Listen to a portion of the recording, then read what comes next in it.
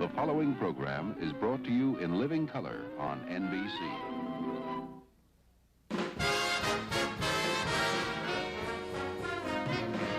From New York, The Tonight Show, starring Johnny Carson. This is Ed McMahon, along with Doc Severinsen and the NBC Orchestra, inviting you to join Johnny and his guests, Debbie Reynolds, Patsy Kelly, Larry Kert, Rex Reed, and Linda Hopkins. And now, here's Johnny.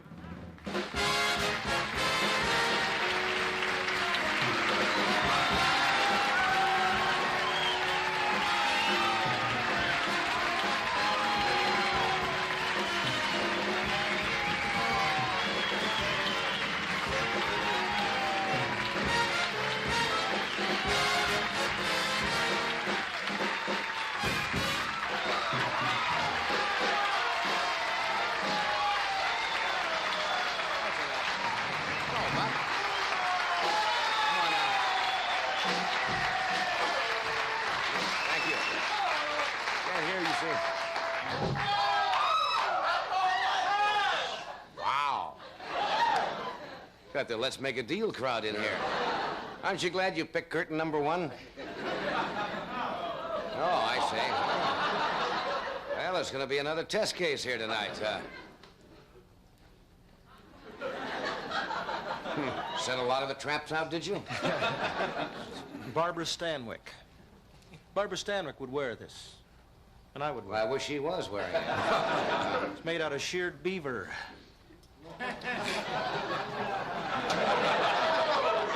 What the hey? Okay. Let's blunt. This is the monologue portion of the show. This is kind of like Russian roulette. Got a dozen jokes, and one of them is fatal. That was the one. Right there. I have some bad news for you. An act that was supposed to appear tonight. We've been very successful with animals on this show, right? We had and you've been successful with more of them than I have. No, we had a trainer. We were going to have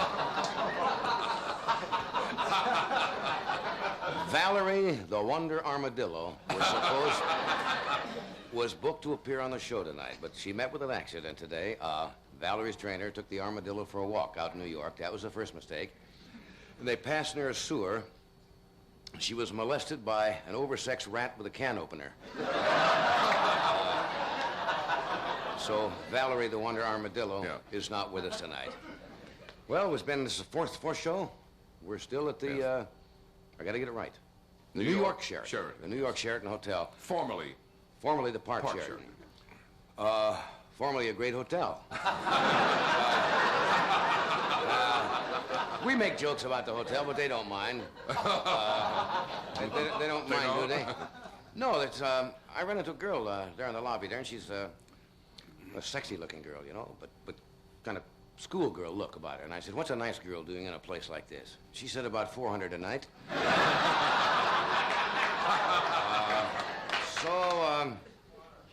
Well, yes, you're right. It's tough to drive in this city, I forgot. Yeah. If you don't know what you're doing. Yeah. It's not easy. I've got it down to a science, though. Here's how I get to the studio. I take my car as far as I can drive it, to close to the studio. Then I park it and take a plane the rest of the way.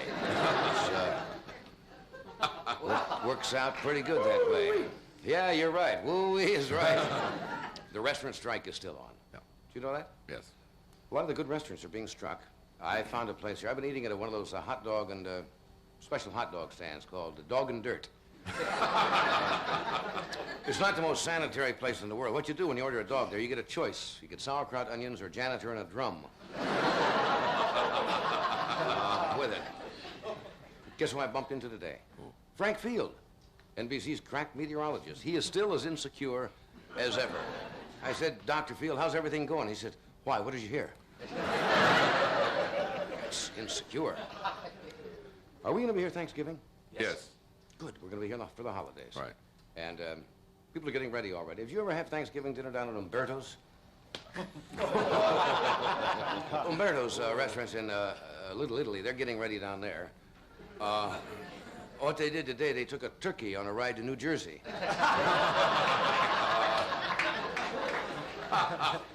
So we won't hear from anybody, will we? You know, I'm not going to joke about hijacking in general because that last one was quite serious and they're getting dangerous. But they're getting freaky now. Some guy in Roseland last night hijacked a Congo line over to Kew Gardens, demanded 100 Xavier Cugat albums and a Bolero shirt. That's weird. You see a picture in the paper today of the President and Vice President Agnew having their first meeting since the election? That is true. And what they were talking about, they talked about the election results, but more important, they discussed the feasibility of an American invasion into Massachusetts. Did you read that? That's what they talked about, and, all righty, let's see what we have left. I think I've got one more. What is with this crowd tonight? You got in for nothing. If you were paying $8.80, then you got a right to boo. According to the papers today, a new Masters and Johnson. You know who Masters and Johnson are? Well, it's the people who have the sex clinics. They took a survey today, and it showed that most of the young people today think sex is natural and wholesome.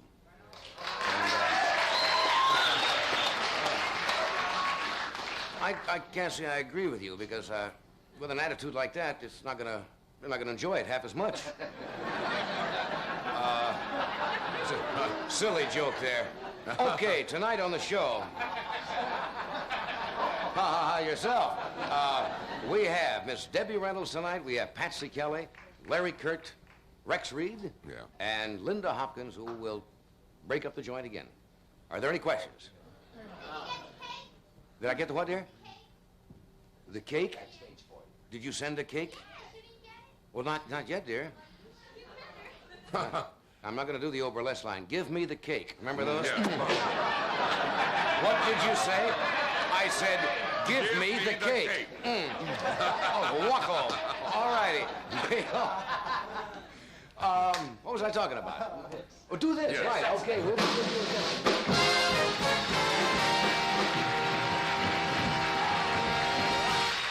Thank you. We will be back after a word from one of our sponsors. What?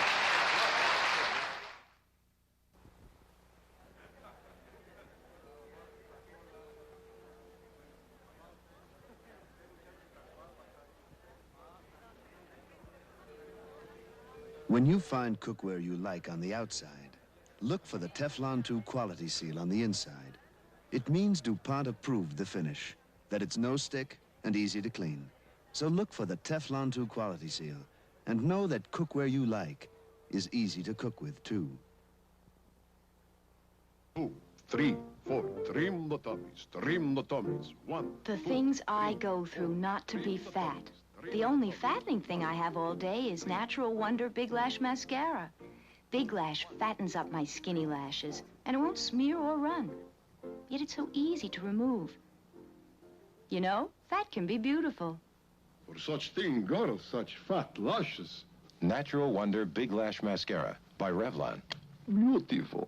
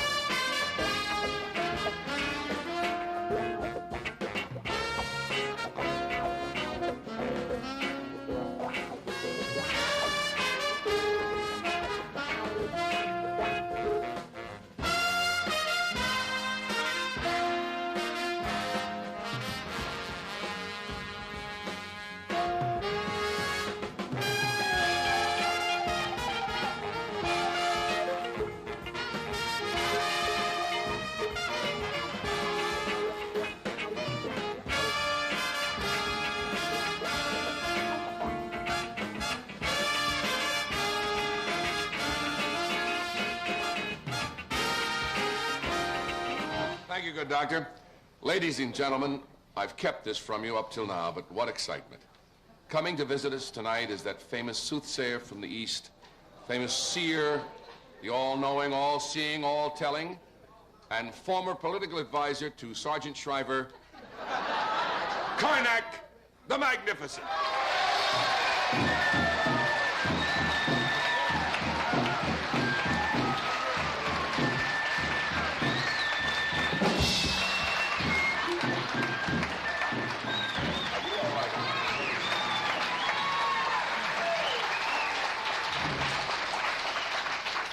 Sim-salabim.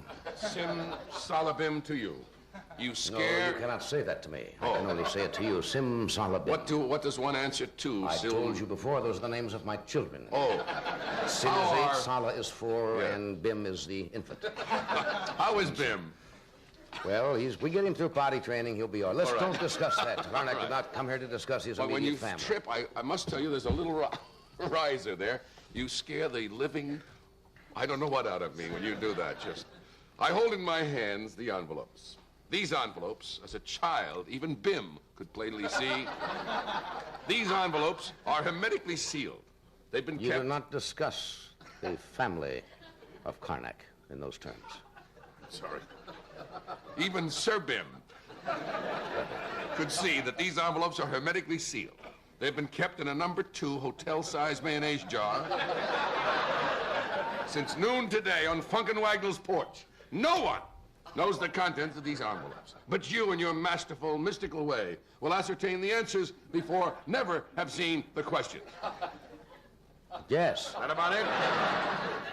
Sealed envelope, hermetically sealed. May I have number 1. absolute silence, please? Oftentimes, Carnac get that.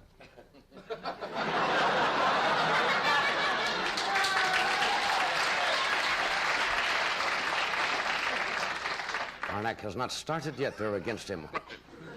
3-Dog Night. 3-Dog Night. That's correct.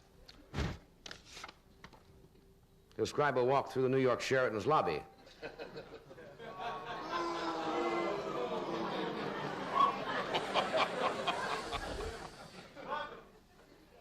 Should I jump right to 10?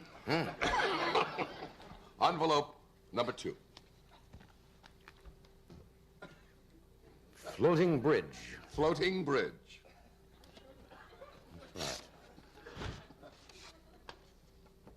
Describe Jacques Cousteau's dentures.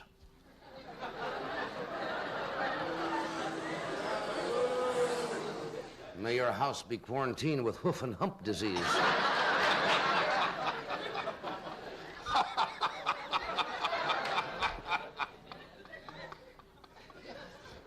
I love those animal jokes. Yes. George V. George V. What did McGovern's wife tell him to drink on election night?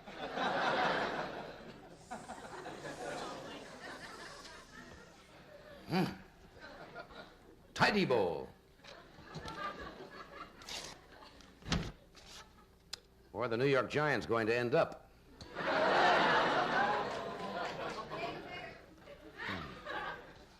Carnac have easier time raising money to plant tree in Egypt.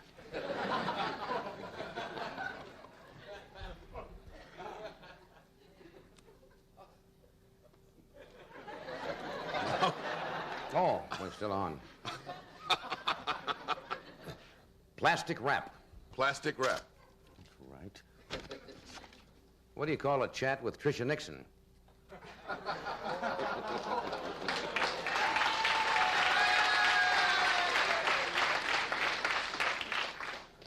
Speak softly and carry a big stick.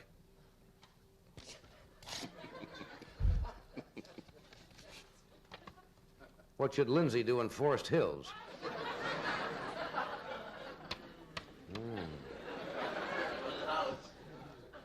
I'll wrap the last one. You're going to be the last one.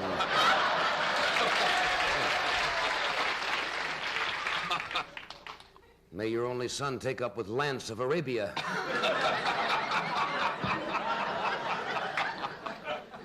Milk duds. Milk duds. What do you call people who hang around Pat Boone? Yeah. Blood, sweat, and tears. Describe chubby announcer's act. Oh, humor there. Okay.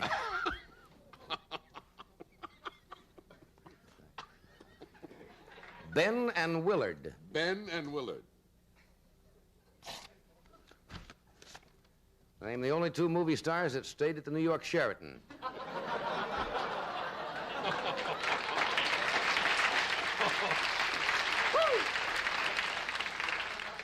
I hold in my hand the last envelope.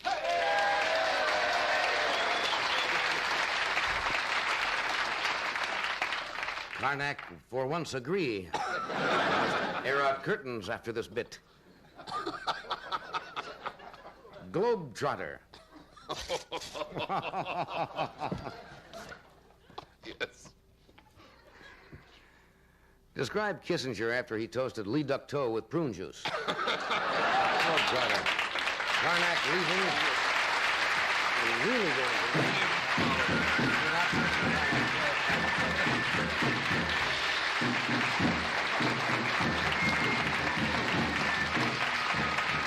Thank you. My best to Sir Bim. We'll return right after this word for Armour, butter-basted turkeys.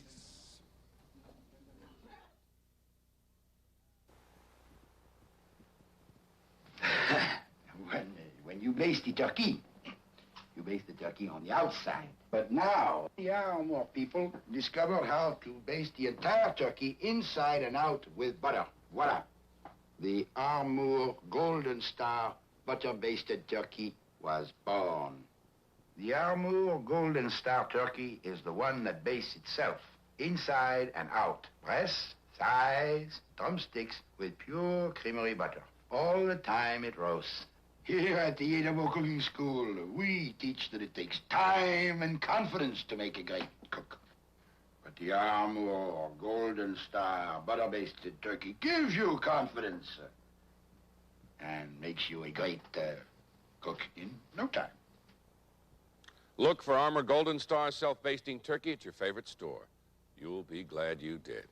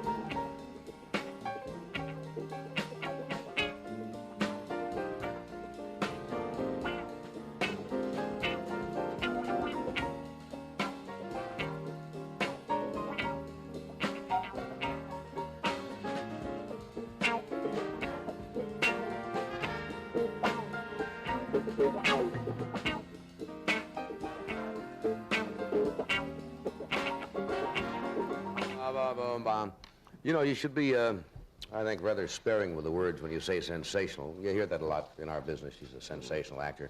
But Linda Hopkins is, without a doubt, a sensational singer. She's a Tony Award winner, and every time she's been on this show, the response has been absolutely fantastic. This is her first album on RCA, and I think, well, I know you're in for a treat. Would you welcome Linda Hopkins? Linda?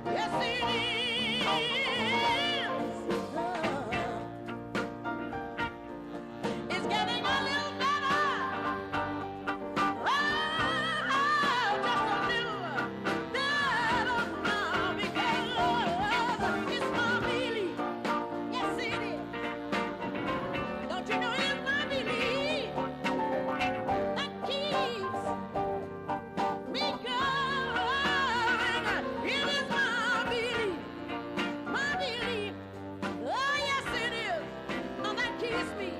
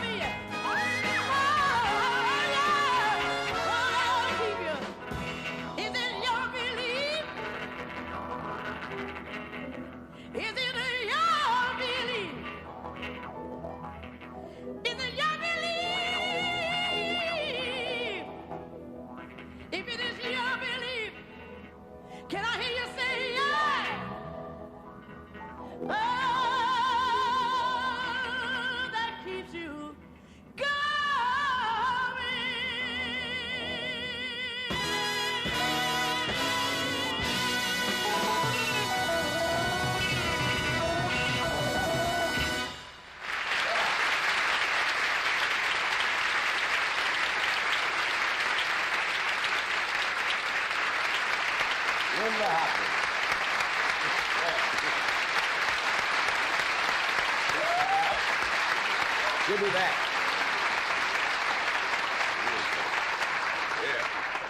She is an exciting singer. And nice lady. She's a lovely gal. She will be back to do another number later in the show. She is something else, isn't she? I got a couple of crazy ideas. How much time do we have here? Just a minute or so before we have to break away? Yes. What? 2 minutes. That's about a minute or so.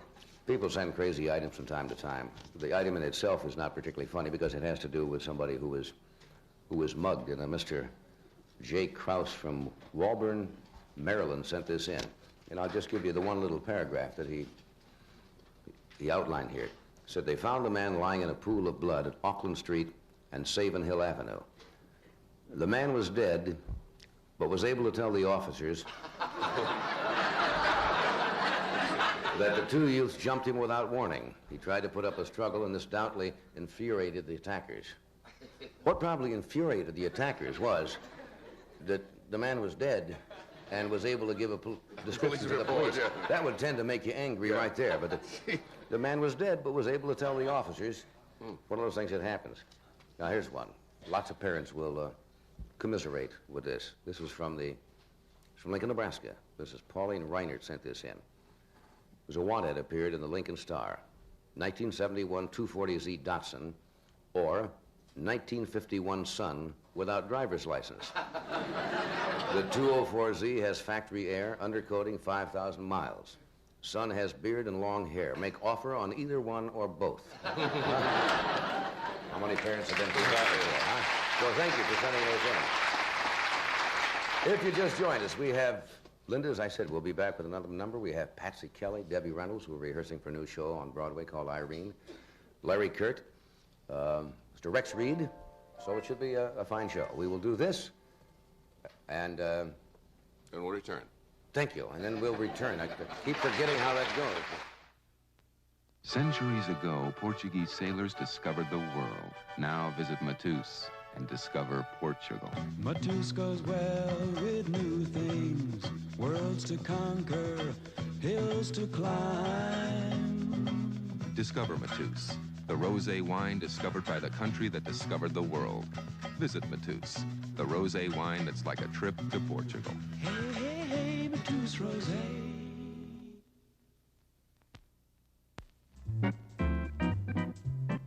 You're probably used to an organ that makes organ sounds.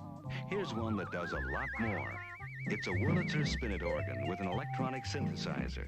It has an extra row of keys that lets you make sounds you've never been able to make on a home organ before. Orbit 3 by Wurlitzer. It may just change your mind.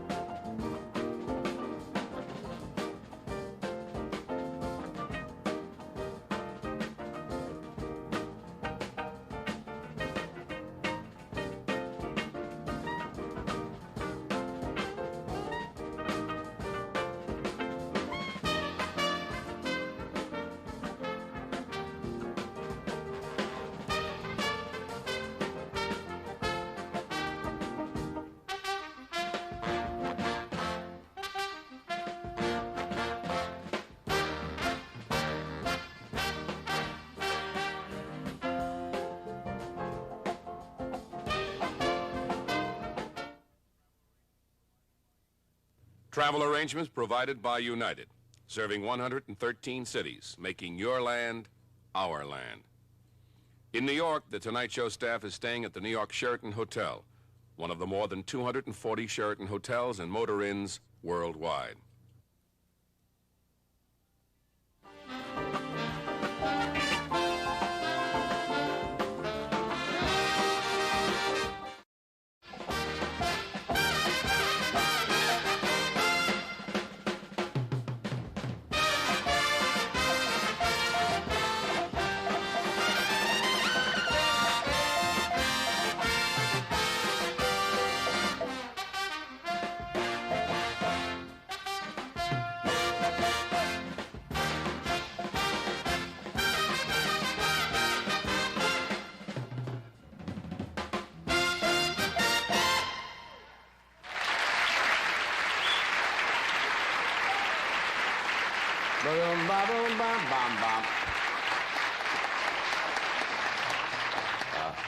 Larry Kert is kind of an enigma in this business. He starred in the productions of Company, a West Side Story on Broadway, and yet when people congratulate him, he would say, you know, on his performance, he'd say, forget it. And they did. He's very versatile. He really is. He does acts, he sings, was a great gymnast one night, remember? He walks nice. Huh? He walks nice. He walks nice, and he's a keen person. But Larry is one of those guys, strangely enough, that you see and you say, oh, I know who that is. Yeah. And you don't quite place the name. Yeah. And so here he is. I know who he is. Oh, there it is, right there. Larry Kert.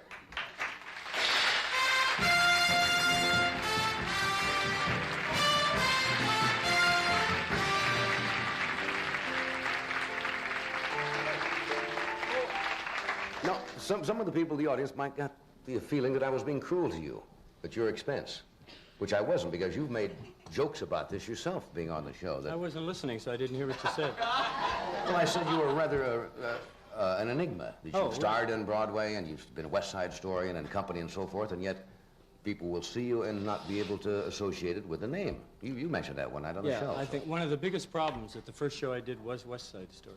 Right. West Side Story was the star. The reason they cast myself and Carol Lawrence at the time, who was an unknown, Cheetah Rivera's, they did not want anybody to overshadow West Side Story. And that was a powerful... and everybody remembers West Side Story. I mean, not that they don't remember me. The music, that was Bernstein's score. Leonard Bernstein, Jerry Robbins, Stephen Sondheim, who's now the moving force in the American theater as far as I'm concerned. And so a lot of times, you know, people do say, you know, I get more recognition from a Schaefer beer commercial I did. I know, you come in as the new driver and they get you up to sing. I stand on the box and I sing that high-pitched voice. Right, and see the audience right away. You had that wave of recognition. See? Now that's got to be very ego-frustrating. It's funny, I don't recognize him from that at all. From that particular beer commercial. Yeah. Strange that you would not mention it. But isn't that strange? You've been 25 years, probably as an entertainer. Right, easily. And you go and you do a commercial. And people say, oh, yeah, the fellow who does the so-and-so beer commercial. Yeah, it's that self, strange. is that I don't mind shattering at all? Well, it was for a while, but I must say, thanks to you and the Johnny Carson show, that it has helped the recognition because, you know, as many people, you can do company for 2 years, and one night as many people will have seen you as they see you in 2 years on Broadway. Somebody once figured out that one time when they, I think they played Hamlet or maybe it was Macbeth on television, neither one doesn't make any difference, and they said that in one night on television, more people had seen Shakespeare than had seen Shakespeare since his existence in all the plays that he had presented from the time he was born through all of history in every theater in the country. One night, more people saw that particular production. I'll tell you, at this point, I wish that the Broadway theater was as creative as television is. Really? Yeah, I'm a little I think television very often gets used as a whipping boy. Yeah, I do too. We're all aware that there's a lot of chaff on television, but we're on practically 24 hours a day. There's an awful lot of good things on television. And also those educational stations they bring plays like Antigone and some of those Chekhov plays to people that ordinarily would never, ever think of going to see. And you know what happened when they tried that, strangely enough? That's one of the big problems with television, because if you ask people and I hate to sound like I'm being pedantic or lecturing, I don't mean it that way, but you'll ask people what's wrong with television, and they say, well, there's not enough fine drama. There are not enough these type of shows. And yet when networks put them on, or Channel 13 here put on plays, I think they had Judith Anderson, Antigone, and Christopher Plummer and Tiger at the Gates. You know, fine. Nobody watched. No, I know. And Standard Oil tried to keep the thing going, but it was tremendously expensive. And so I wonder sometimes when people say one thing, what they're really watching. They say, well, I'd like to see Shakespeare, but they're watching Gilligan's Island. They like to intellectualize. Everybody likes to intellectualize. Well, sure. What It's only natural. Sure. Well, did you do the Hawaii 5-0 that you were talking about the last time we were here? After I left you, I went to Hawaii for 10 days, and it was fantastic. Except, I must tell you something. I have, as probably, I'll bet there is a percentage of the audience that has it, I have claustrophobia. And it's not... Ed has... Oh, you have... no, you don't have claustrophobia. I have both. You have altophobia. Acrophobia. Acrophobia. Fear of heights. Well, and I'll tell you, claustrophobia. if you don't have claustrophobia, it's difficult to understand what a person with claustrophobia feels. And in the script, it had a shot where Patty Duke, Jack Lord, and myself get into a helicopter, and then the scene was supposed to cut. Helicopter takes off without us, and then it flies around and zooms down the camera, and then it lands, and then they put us in it, and we get out. I did not know I was going to be in the helicopter. I had never been in a helicopter. So the scene, they told me that I was going to do it, so I went home and I practiced standing in a closet. I mean, just anything that would confine me, because I'm all right in an elevator, but when my arms are confined, I panic. I can't stand a close quarters. I can't sit in Volkswagens. I mean, I can't. You laugh, but this is true. No, I cannot get into a small See, a car. phobia, first of all, by the definition, is an unnatural or bigger-than-life fear of something. So we get in. Patty Duke gets in first. I get in, and Jack Lord gets in next to me, and we strap ourselves in, and it's the straps over the shoulder, and I'm sitting like this, and it takes off. And I said, oh, no, man, no, I can't. And it goes up, and you start saying things like, hey, let me out of here, I forgot my nose. You say anything. I need my ears pierced, so I left the water run. I mean, I got a pain in my leg, let me, anything. So I'm sitting like this, and the helicopter takes off, and the camera is down, and the helicopter zooms down in front of the camera, and the camera is on a zoom lens, and I forgot about the camera. I mean, I forgot that I was even being photographed. The perspiration was off my forehead, and I'm like this, and just as it passed the camera, I went, ah! Ah! Ah! And I heard on the last three, cut, cut, cut. And I finally came down, and I had to admit to them. I did not admit it, because you do not like to admit something like that. And I said, look, I have claustrophobia, and could you put me They may on have the, sensed it by that time. Right. When you went, ah, I'm going to die. That was a tip-off, you see, as you went by the camera. And I got out. Finally, they put me on the side, and it was fine because I had an arm, and I could see, I could look out the window, and it was fine. But I mean, sympathize with you. I've been in subways, and I've been crowded, and I have said things like, move! I mean, I'm not kidding. Just move. You know, and people look like I'm crazy. You know? See, in a New York subway, that's normal conversation. Right. I'm going to kill you! God, you're going to kill me. What does that mean? That's just normal good morning type of talk here. Right. You're going to get killed. How would you like a punch in your face? People stand there and, say, hey, no. I sympathize with you. And if you go in like on 34th Street or 42nd, where there's really those crowds, I see them coming in. I mean, I immediately get out and walk 18 blocks to my next place. Claustrophobia is probably the most common phobia with people. That and probably acrophobia. Oh, it's just Luckily, terrible. I do not have those, but I have other little phobias that are very... Tell them your phobia. I have a malophobia. What is that? Well, it's embarrassing. I have a feeling that a wire coat hanger is going to make an indecent gesture.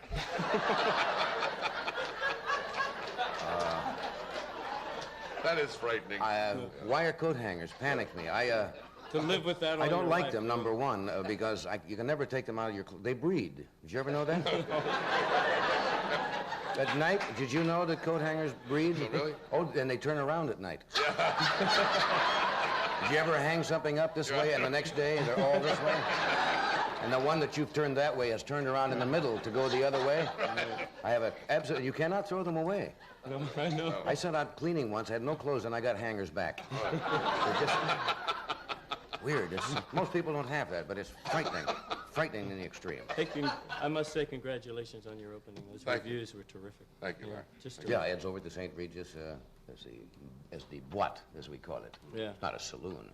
No, it's one of the I think, the classy supper club in New York City. Is that your only phobia? Is that what? Claustrophobia? What? The other one is forgetting. You have another one. It's called not listening phobia, yes. No, is that your only phobia you have? Claustrophobia? Claustrophobia, yeah, it's my only one. And I have no panic in airplanes. I mean, because I can get up and walk. As long as I'm not confined, that's what I can't stand, to be confined. I think everybody has that feeling if their arms were bound, and it would affect almost everybody. That's very common. But that's the only reason I don't go crazy. You don't meet many people that have that. I don't have that.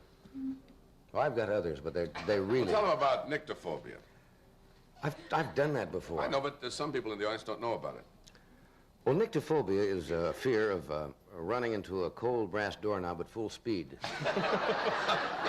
I know that. That is really, that's a real bummer. And now, hey, here's Ed with a word about Alpo. He suffers from commercial phobia. Oh, excuse me, I thought this one you have to do live. All righty, now they got to open the can back there, I suppose, and get the Alpo ready. All righty. A lot of you... No, that's Ed's speech, isn't it? Here is Ed for Alpo. Okay. I got a frisky little pal here. A lot of you will be getting a new puppy during the holidays. I just wanted you to know that you don't have to wait until she grows up to start her on Alpo. Look at this one. There you go, honey. This little tyke is 3 months rather old, and she's already eating Alpo beef chunks, just like her mom. She loves it just as much as Mom does. Now, what could be more natural? Meat's what every dog loves, and Alpo's got it. Good red beef and meat byproducts without a speck of cereal. Now, if you think the brand you've been using is like Alpo, read the label. If you find things like wheat flour or cracked barley, you've found cereal. But you won't find cereal on the label of these Alpo products. There's not a speck of cereal in any of them. And they're all complete and balanced, too. For puppies, as well as grown-up dogs. Think about it. Doesn't your dog deserve Alpo, too? A new puppy, okay? And here's something else that your dog will love. Liver Snap's traits are made with real liver, and dogs love them. Treat your dog to Liver Snaps.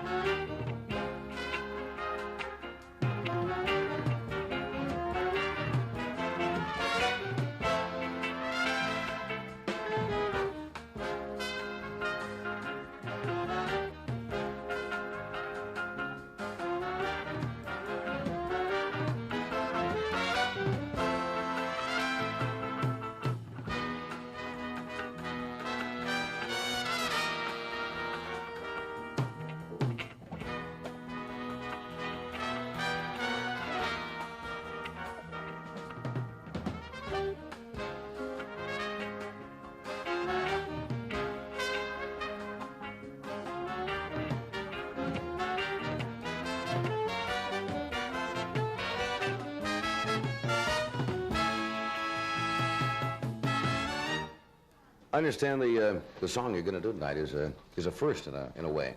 Right. I was in Paris this year after I left company in London. Right. I took a vacation and I went to Paris. A friend of mine opened up a restaurant here. It has a very successful restaurant here in New York. And he opened up a restaurant in Paris.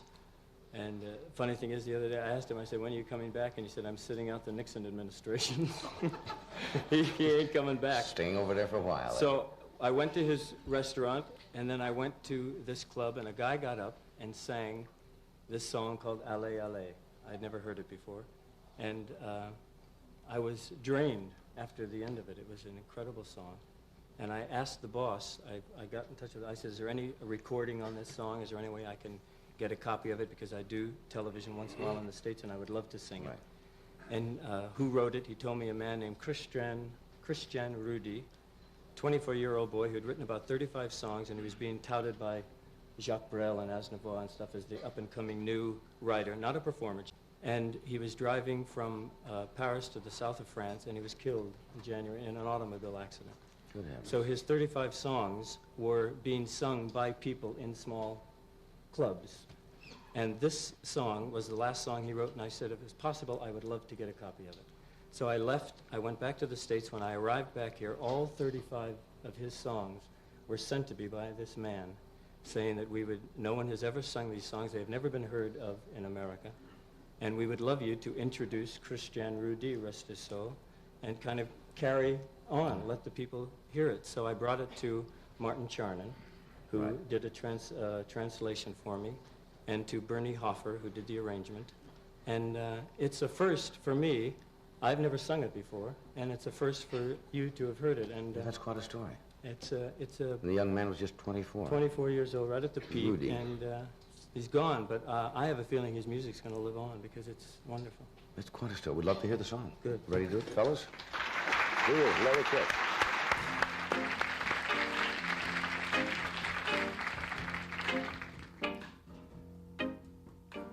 Don't hang around, just go, just go. There are no words, just go, just go. We've put this off too long, too long. Don't hang around, just go. Look at my eyes, they're dry, they're dry. See how I laugh, I can. You haven't meant a thing to me. Don't hang around, just go. Why do you wait? What for? What for? What do you think you'll hear me say? We're at the end, it's done, it's done. Don't hang around,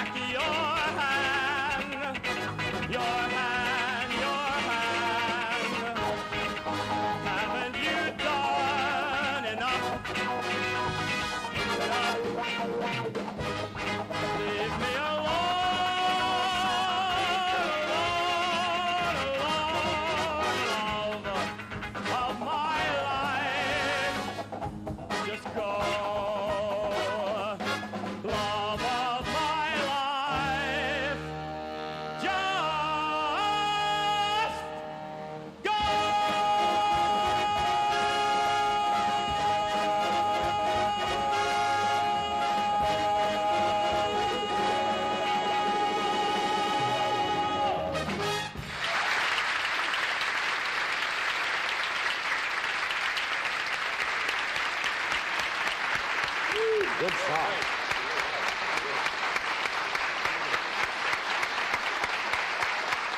Good song. That's a good song. Gee, you sing well. Hey, thank you. You really do. Well, it's not difficult to sing sometimes when you get material that makes you sing. Yeah. And Gee, it was great. Thanks for doing that. thank you. I love that song. We'll take this brief pause. We will be right back with Debbie Reynolds. With Rex Reed.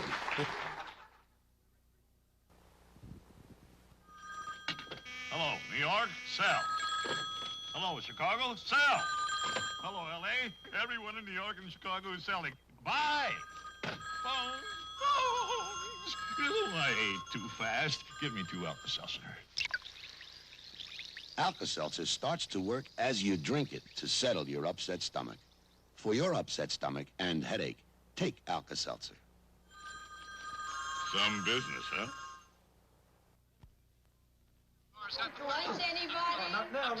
Lipton chicken soup doesn't come in a can. You cook it up fresh. And as it simmers, the enticing smell of our ingredients fills the air. And the more it does, the hungrier people get. So when you make Lipton's chicken noodle soup with diced chicken, Martha, you're not playing fair. our smell makes you hungry for our taste. Hey, what happened? What happened?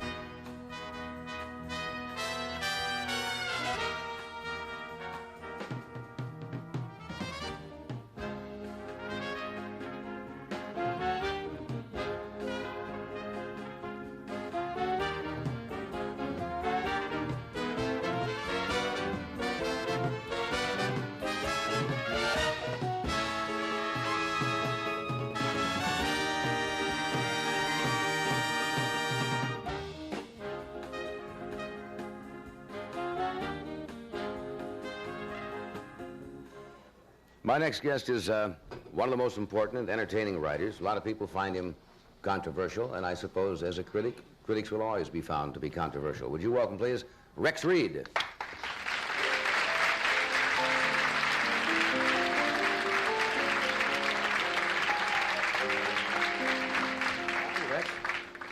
Good to see you again. Nice to have you back. You know, thank you. See a big cake backstage, so I asked if the court tasters had tasted it yet to see if it was okay. We always have, Thought I'd have a piece people do that. Some are no longer with us, incidentally, the court tasters. Let me ask you a question. You've been asked this before, but everybody thinks they're a critic, really. If somebody goes and sees a movie or a play, and they say, how'd you like it? It stunk, and it was good, and so forth.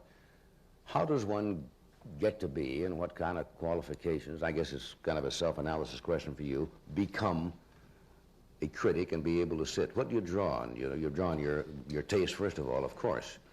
Well, I honestly think that every critic has gotten to be a critic through different channels. Sometimes you're just in the right place at the right time when a job opens up. Judith Crist, for example, came up really as a journalist, you know, worked, covered the crime beat and everything. She was a very well-rounded journalist before she ever got her first chance to be a critic. I was just always a critic. I came out of the wound with opinions, out of the womb, rather. You know, this is, you have to understand one thing. A psychiatrist could examine that whole statement for a long time. You have to understand one thing tonight. I'm not stoned. I'm 3 sheets in the wind tonight. This is New York, folks. I mean, I think everybody in town is sick and coming down with something. I took antibiotics today, believe it or not. I had some kind of cold, and I'm full of stuff myself. So my whole head is kind of stuffed up with antibiotics. But anyway, I became a critic because I grew up in the South, and there was nothing else to do in the South but go to the movies. So I was just in the movies all my life, you know. I went every day after school. I saw every Esther Williams movie ever made.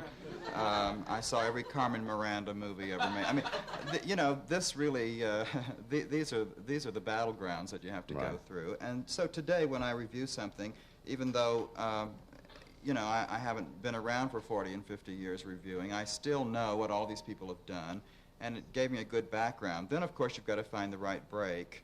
I would assume also you're a rather prolific reader, are you not? Yes, of course. I read a lot, digest a lot, and always was writing a lot. Even when I was a kid, I think when I was 12 years old, I wrote my first short story. It was about a lady who committed suicide in Schrafft's. What, did she cheesecake herself to death, or what? I mean, you know, I thought Schrafft's was this very glamorous place. I mean, growing up down in the sticks where you'd never have had anything but Dr. Pepper all your life, I thought Schrafft's, you know, because it was in all the J.D. Salinger stories. Everybody went to Schrafft's, so I couldn't wait to go there. I came to New York and went there, and there were a lot of little old ladies sitting around eating lamb chops with panties on them. And it wasn't at all what I thought, you know. I also wrote a story about somebody who committed suicide in Wanamaker's. And just before I got here, it burned to the ground. So I think there was they knew I was coming. Why the suicide stories? Is this a thing that intrigues you? I thought it was very sophisticated to commit suicide. You know, that's when I was 12 years old. I have since learned that it's very sophisticated to survive. When you go to a movie, you see somebody, say, you dislike, and you maybe know them personally. Is it difficult for you to separate your personal feelings? Because, you know, many critics, I shouldn't say label many, I hate that, some critics have been grossly guilty, not only in motion pictures, but in television, because they personally may not like the artist for whatever the reason. And it colors all of their criticism of whatever that particular artist does, whether it's a motion picture. Is that a difficult thing to separate? It's very difficult. I mean, critics are human beings, too, and we all bring to each film whatever the sum total of our own existences you know, might be. I mean, we bring to each film what we ate that morning, what we bought at Bloomingdale's. I mean, whatever we are inside, that's how we react to the movie, and I think that's the way criticism should be. I don't think there should be lofty rules and things, because every time you make a rule for yourself, something comes along and throws it out. So my reviews are very personal. They're very... I'm not afraid to stand up and say, this is what I think, and, you know, you may not like it, but I think this way. Now, when it comes to personalities, naturally, I'm in a peculiar position because being a syndicated columnist, I do a lot of interviews as well as reviewing. Right. So I meet a lot of people, and, you know, you can't help but dislike some people you meet. I mean, not everybody is terrific in showbiz. I mean, We're in the plumbing business. You know, well, there are some schools of thought that can't tell the difference. Yes, you may be right there. I wouldn't give you 10 cents for Richard Harris on a stick, you know. But I've tried to be honest, you know. When You don't care for Richard Harris's? No, he's not one of my favorite people, and Barbra Streisand is not one of my favorite people. But I've reviewed Barbra Streisand's films. Aww. The band At least you're honest enough to say it. No, I think she's very talented. I've given her rave reviews for her work in films. Right. You know. All right. Let me interrupt here, as we will occasionally as the night proceeds. Would you care for it? Are we selling anything tonight that would help Mr. Reed? Some cough drops or something? All righty. We'll do this, then we'll return. Stay with us.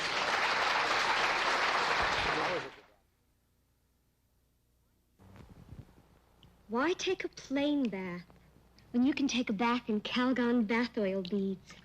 A plain bath doesn't have water softeners to wash away soap film. Calgon bath oil beads does, and gets your skin super clean. A plain bath doesn't have moisturizing oils. Calgon does, and it helps your skin feel softer and smoother. If it's all the same to you, I'd rather bathe in Calgon bath oil beads. Went shopping with my wife. What a heartburn, rushing in and out of stores. I said, what do you need me for? You've got the money. I said, I'll give you the money. And who'll carry the packages? What an upset stomach. Took some Alka-Seltzer. Alka-Seltzer starts to work as you drink it to settle your upset stomach. For your upset stomach and headache, take Alka-Seltzer. She said, honey, can you carry one more package? I said, yes. The Alka-Seltzer.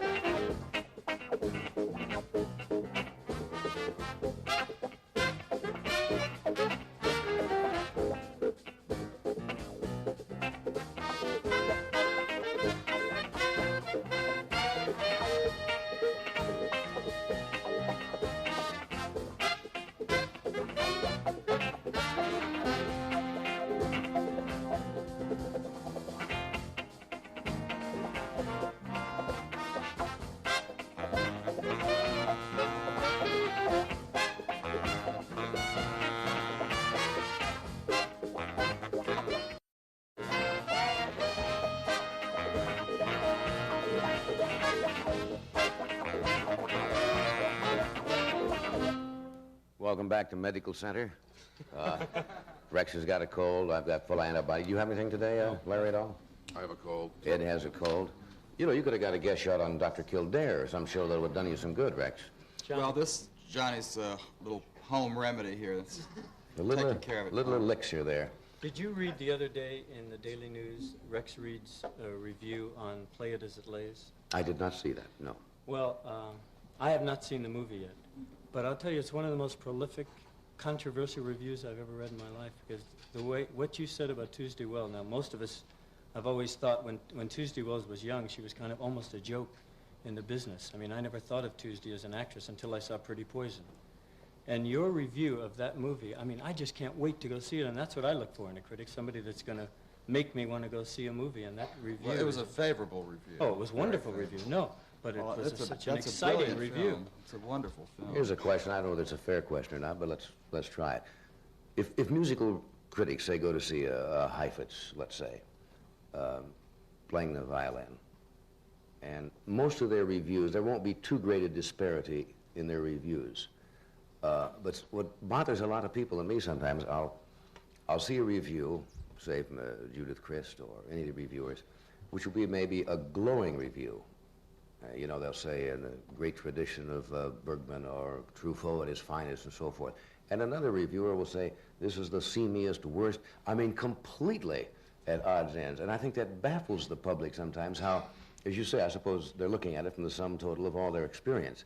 But sometimes the reviews are so divergent in seeing the same picture, you wonder if they've seen the same picture. Well, of course, the wonderful thing about movies, too, is that the reviews don't kill movies. The movie is made, it has a life of its own, it will continue to live, you will see it. It's not as though no one will ever get to see that movie again if the critics don't like it. But with, you know, with a concert performance or something like you were talking about, if you murder somebody, maybe the whole career goes down the drain. And especially Broadway, this is the toughest area of all, because a handful of men do decide whether, you know, what the expectancy will be of that show's run and how much money can be made. It's like Wall Street when it comes to the theater. But I think why don't they wait, say, a week after a play opens and then review it? Well, in London, they've just about eliminated opening nights. You go, you are given a week in which you can choose the night you want to go, and then after a certain date, all the reviews can start appearing. They tell you, you know, please wait until such and such a date, then your review can appear, but you may go any time and see it.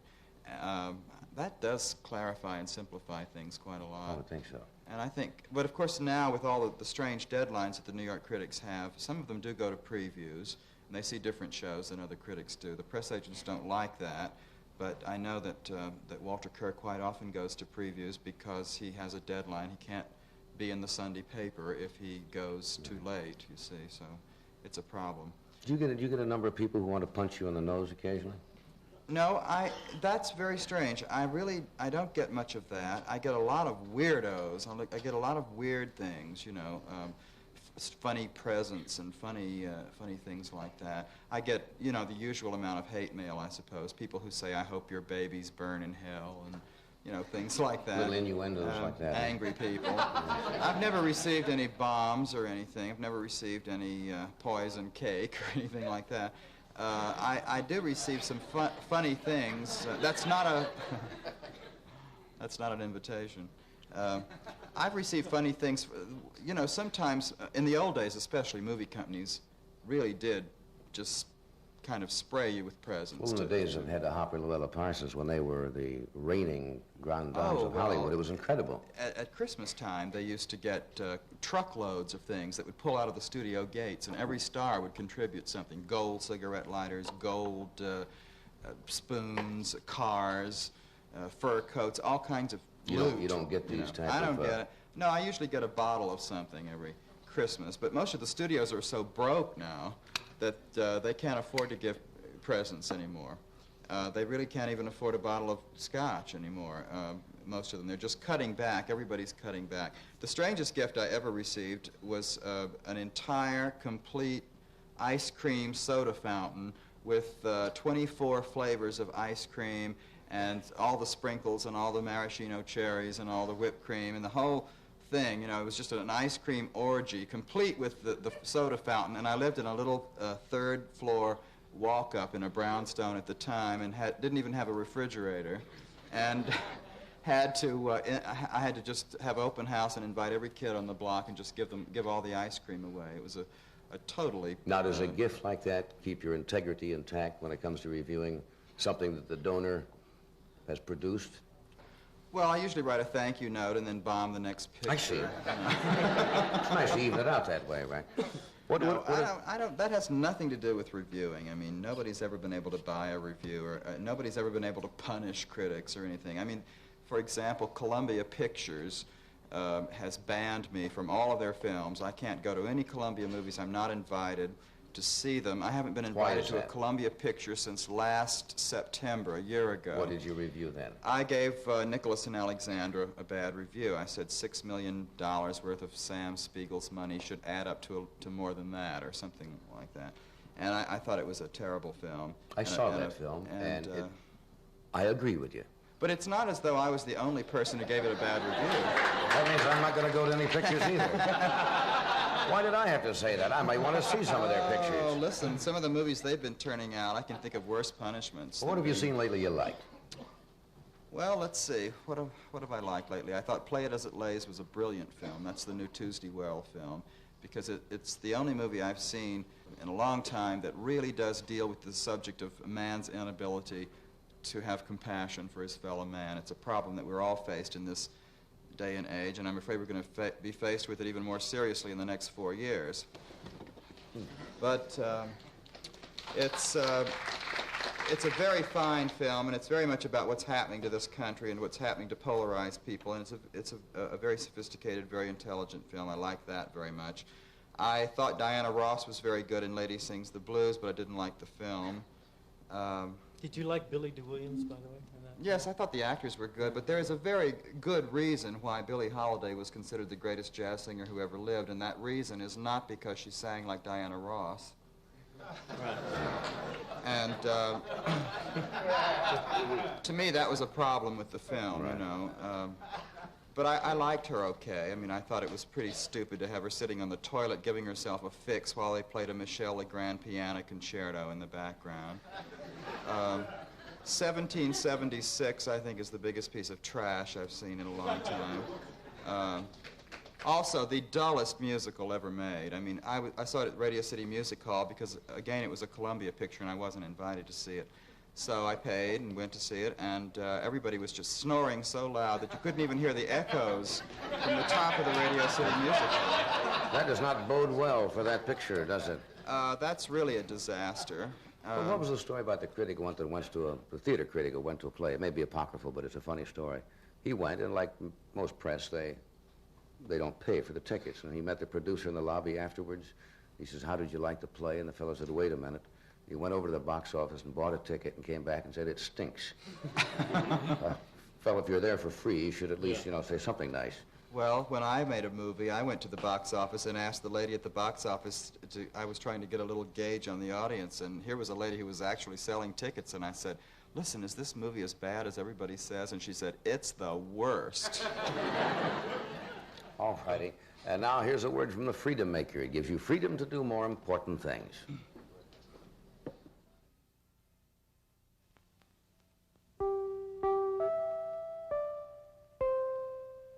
Sears Lady Kenmore dishwasher. Gives you freedom from scraping, freedom from pre-rinsing, because it has 2 hot water jets that scour dishes and a stainless steel pulverizer for soft food waste. We call Sears Lady Kenmore the Freedom Maker, because it gives you freedom to do more important things.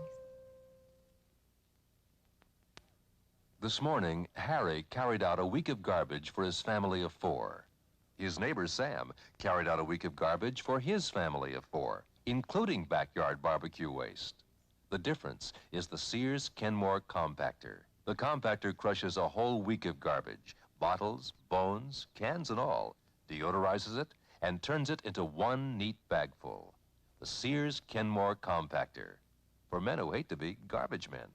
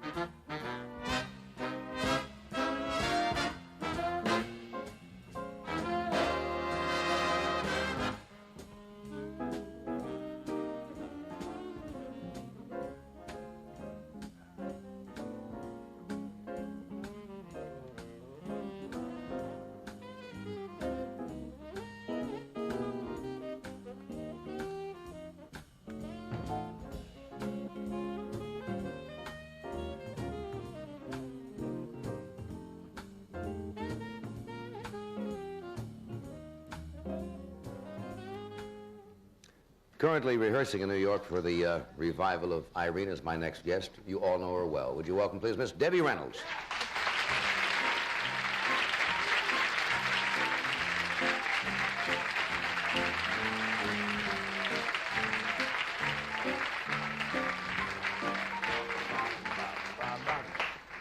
Why are you...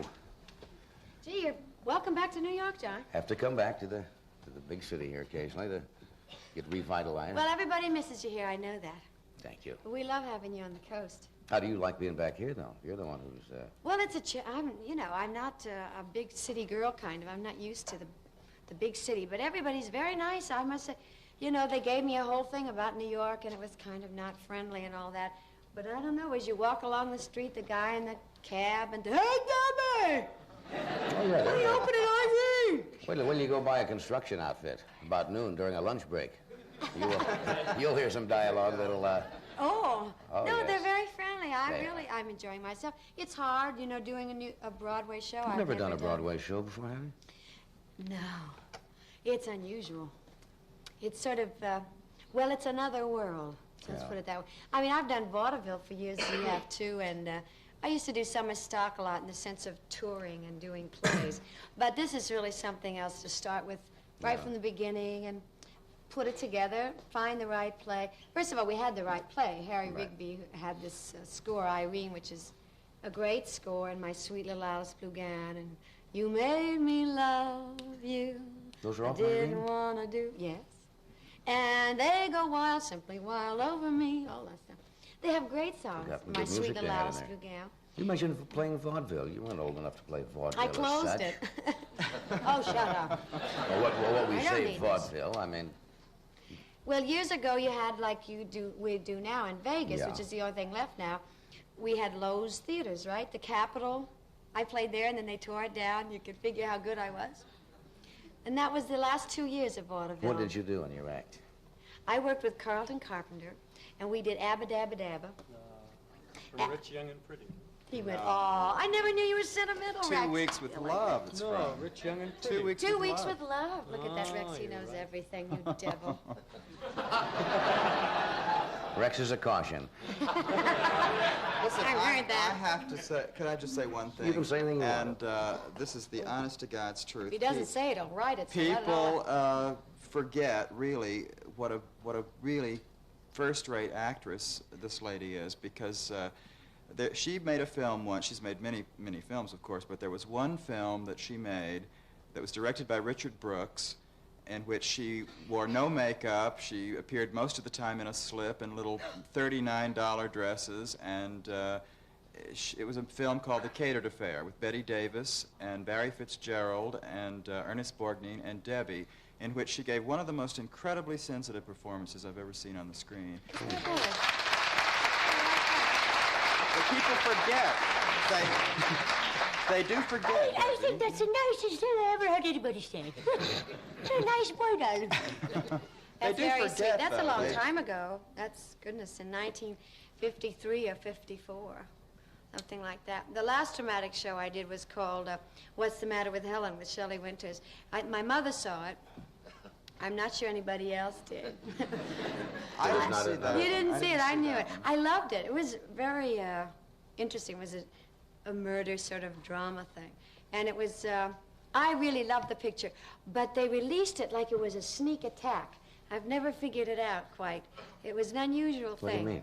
Well, I don't know. They released it to neighborhood reruns. You know what I mean? I mean, it never came out first class, you know, like, ta-da, here's a terrific picture or anything. Willard even got better notice. The rat. Yeah, that seems to be another trend, doesn't it, in motion pictures? Being a rat? Well, they're making a picture now that's called, it was a promotion stunt, but it has to do with snakes. Oh, yes. Well, they do terrible snakes things anyway. There's a new one about rabbits. I mean, what can a rabbit do? Hop you to death?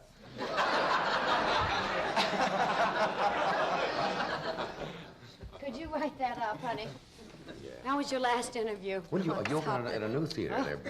Is this where the old Astor Hotel was? Is this the theater they built? The theater we're going into is a new theater called the Minskoff Theater. It was named after, in fact, a very talented man who's producing the show, Jerry Minskoff. And this is the opening of it, the premiere of it. And it's where the old Astor used to be, and I will not discuss that with you at all, Rex. So I assumed that the Astor years ago. I've never much known New York, but I heard it was a fabulous hotel. It was one of the great places I always to hang hate out to in the see world. them tear beautiful buildings down, you know, anything at all. I don't know whether, Palace. excuse me, I don't know if you heard Rex and I discussing the feasibility of critics attending opening night or choosing another night. Would you rather that critics would come, say, a week after your show was open? Well, I think openings are very difficult, and I think it's you shouldn't judge opening nights, I don't think, because not only is it the performers, but you, after all, are involved with scenery and timing of music and microphones and whatever is involved in a production. And it's very hard to be together in time for opening nights. Yeah. The demand is too terrific. It's like our show now we're doing, and the sets were designed for New York. Now we're going to Toronto, Canada, and we're playing, what is it? No, we're not playing the O'Keefe. We're playing the Alexandria. Now, the Alexandria is much smaller than here at the Minskoff, so they had to make new sets for Toronto and other sets for here. So I don't know what's going to happen, but I have my vaudeville act ready to step right in. Just go right in, put on the cane. In case and the hat Irene and blows, start. I'll sing Tammy, and we'll just move right Would I that can't shake take them up a little chance. bit? No, the show is together. Right. You know, we really have Patsy Kelly is in the show, and Yeah, she's she's going to brilliant. join us in a moment. Patsy's here waiting. Yeah, well, we'll bring her out in a moment. She just finished No Nanette, did she Yes, not? and she's sensational. She's been sensational all her life. Yeah, it's so All right, we'll take this brief. We want to do this first? All right, we'll take a pause here, and then we'll have Patsy join a us. sponsor, right? A sponsor. How are you?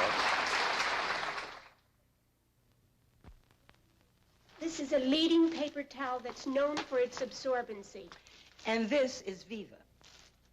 Let's face it, like any good towel, they're both absorbent. But let's see what happens after they get wet and you put them to work with an abrasive cleanser. Viva keeps right on working. Viva didn't fall apart. Viva, the absorbent paper towel that keeps on working.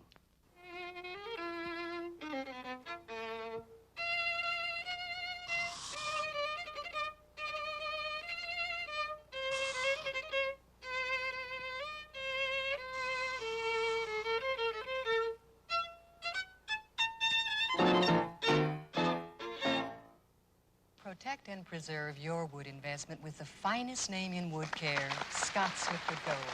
Either way, liquid or spray, there's nothing else like it.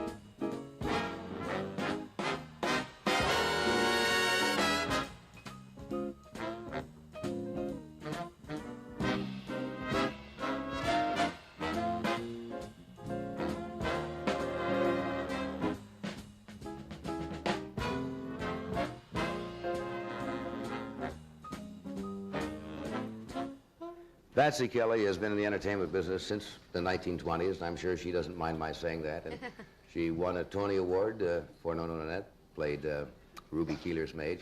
She's a delightful lady. Would you welcome, please, Miss Patsy Kelly?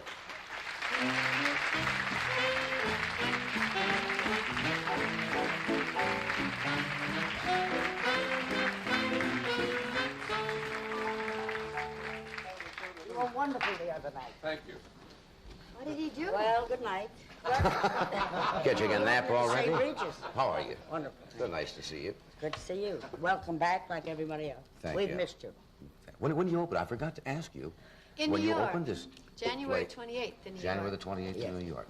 We open in Canada. It's in 2 weeks. Toronto a week from, well, we leave here Tuesday Yeah. to rehearse for 5 weeks, and then we open. No.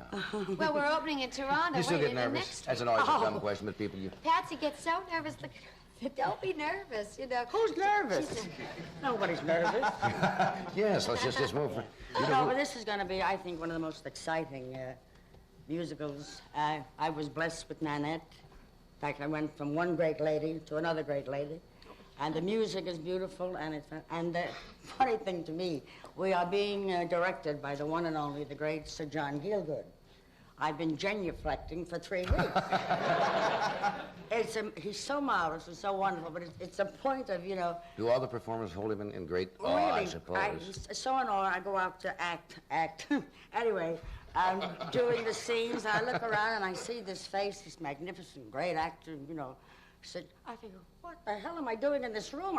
I want to run under the table and run out of the place. But he's a divine, wonderful man, and yes, he's making it very easy for all of us. That's good. You play Debbie's mother in this picture, am Yes, I I correct? think the role should be the opposite, but, you know. What was your first professional job? I had the honor of working with the great Mr. Frank Fay. Frank Fay. That's going back a few years. Well, yes. Tell the story when you were getting married. No. Frank Fay was responsible, I think, for a lot of various comedians. Very true. His timing and his wit was just something. Yes, I owe him it a was. great deal. Great deal. What you asked her to tell a story? What was Yeah. it? Some story she can't tell? It's true. No, I just loved the man. I was about 14, and I thought he was the greatest thing ever. So he asked me to marry him and fired me 2 weeks later for calling him Frank. Kind of a warm person. Yes. Huh? That's very funny. I love that story. Then he married Barbara Stanwyck, didn't he? Yes, I let him. Yeah. You let Frank off the hook, or Yes, Mr. Fay, I as he wouldn't blame preferred to him be at all. called. You've worked. Last night they held here in New York an invited guest list in honor of Tallulah Bankhead. Yes. You worked with. I was there last night. Were you there at that It was party a last night? beautiful tribute. Were you there, Rick? I was in bed with the flu last night. I was invited, but I didn't get to go. Patsy said it was sensational. Just beautiful. There are so many great stories about that lady. Oh, I wonder if you, one of the if you greatest remember any ladies of them ever or lived. any. Oh, yes. She's the impersonator. Thank you, darling. Yes. We got a drink. Just a great lady, a great friend, great Yeah. actress.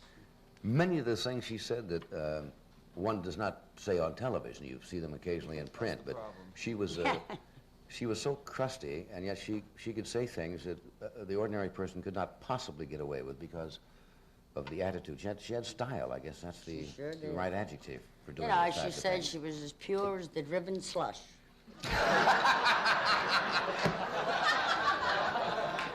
That's wonderful. I thought of another one, but I can't do that one either. What are some of the famous? And it's a wonderful thing, you know, she was a chain smoker, and of course, gentlemen were always lighting it, and she said, half the fun is lighting it, darling. And I think she's right, you know, because it's, if you do like to smoke, well, go the whole way. But, you know, the gentleman tries to be a gentleman. There was a line attributed to her, but then later on somebody said it was written for a radio show, but it sounds like her. Some interviewer had called her, some male interviewer, and said on the phone, "Have you ever been mistaken for a man?" And she says, "No, darling, have you?" Which sounds so much like her, I don't care whether it's apocryphal or not. She was very exciting, and You know, always... she and Estelle Winwood were great One of the pals, greatest and friends she she had a house in the country. They used to go up there and play bridge all the time. You know, Tallulah never got up before, it was mid-afternoon, and she always woke up just in time to see her soap operas. And so they would go up to the country and spend whole weekends, and at this particular time, all the soap operas were on the radio, so they'd go up there and spend weekends playing bridge and listening to Young Witter Brown and Backstage Wife and Portia Faces Life and all these shows. And so they had the radio on, and on the radio came the announcement that the Lindbergh baby had been kidnapped. And all of the stations were filled with horror stories about the ladder going up to the window, and they had a 4-state police alarm, and they had drag nets out covering the place looking for the poor little Lindbergh baby. And Tallulah said, "This is dying." And they moved in closer and closer to the radio, and they listened, and they stopped playing bridge, and they talked about, they said, "And if anyone has any whereabouts, any knowledge of the whereabouts of the Lindbergh baby kidnapper, please phone them in, because the police, they're dragging the swamps. They're looking, they have ladders to the window." And Tallulah turned to Estelle Winwood and says, "Well, darling, that's one we're well out of." So it's become a standard joke among a lot of people in show business that if they're seen in a room and they turn to each other and say, "That's one we're well out of." Well out of. It's a Tallulah That's joke. great. We have to take a break here? All right, we'll be right back.